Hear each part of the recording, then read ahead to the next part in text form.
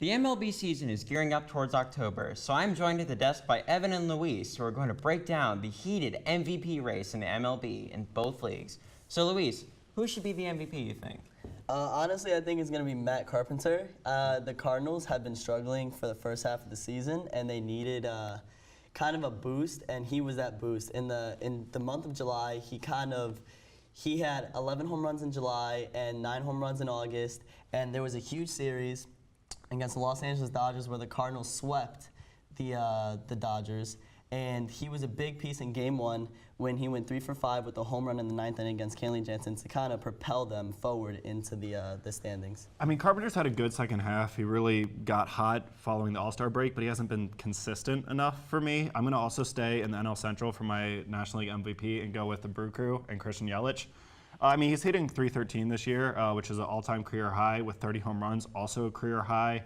A little bit of a dark horse candidate because the Brewers have a lot of offensive weapons. You have Ryan Braun, you have Aguilar, so you have a lot of talent there. But he's already hit for the cycle twice this year, last night against the same team, Cincinnati Reds, which is the first time in Major League Baseball anyone's done that. And he's just kind of been the it factor for the Brewers this year. Plus, with their bullpen, like he's been the catalyst of their offense and has just been seemingly involved whenever they've been hot. So that's the National League. What about the AL? Now, the AL, I mean, I don't think it's really that close. I think Just Dinger's Martinez for the Boston Red Sox. He has 40 home runs this year while also being second in the league, hitting .331.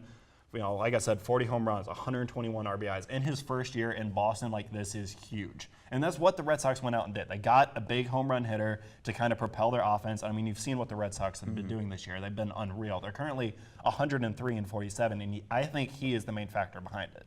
Best record in baseball. What about you, Luis? I have Mookie Betts, same team, Boston Red Sox. I think it's going to be between them two without a doubt. I mean, I think it's between them two, but you know, Mookie Betts is hurt. Mookie Betts is hurt, and that's damaging his chances right now. It shouldn't hurt because although JD Martinez has a Triple Crown contention, I understand that. Baseball's more than just offense, and people fantasize the long ball. And yes, I understand JD Martinez has 40 to 41 home runs. Is it? 40 home runs, and Mookie Betts doesn't have that many, and JD Martinez has them on RBIs as well. But Mookie Betts has a better WAR, which is wins against replacement, which is a huge stat, especially in today's age. I mean, yeah, like JD isn't the defensive guy that Mookie is, and that's where Mookie gets the boost on WAR. But JD he's been consistent. He's been the most consistent player, and the fact that Mookie's hurt right now, unfortunately for him, but like that gives Martinez the extra boost. Can I carry this team without Mookie Betts and without that second American League MVP candidate? Can I carry this? If he does, it's a sure lock, like no question about it. JD is going to be the MVP. I wouldn't say he's the most consistent because Mookie Betts has a better batting average. He has a better on-base percentage.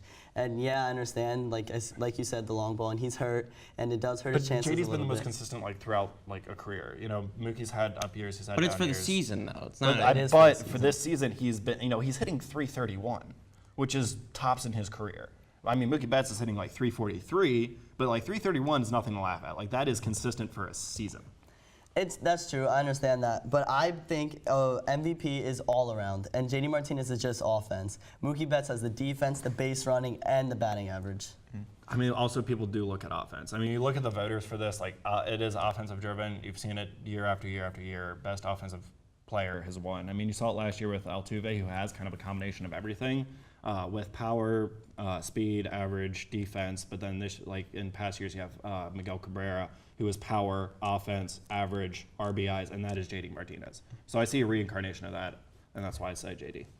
Let's say we take Mookie Betts out of the equation. Does JD Martinez still produce the RBI numbers? No, because Mookie Betts is always on base for JD to bring him in. Same thing with Xander Bogaerts, and that's why he's in the Triple Crown contention. That's why he's so big right now, because he drives. I mean, he would those still guys be in. producing numbers. It just might not be 131 RBIs or 121 RBIs. Well, that is all the time we have for the Diamond, but don't worry, as I'll be heading over to the football field for some NFL Week 2 takeaways.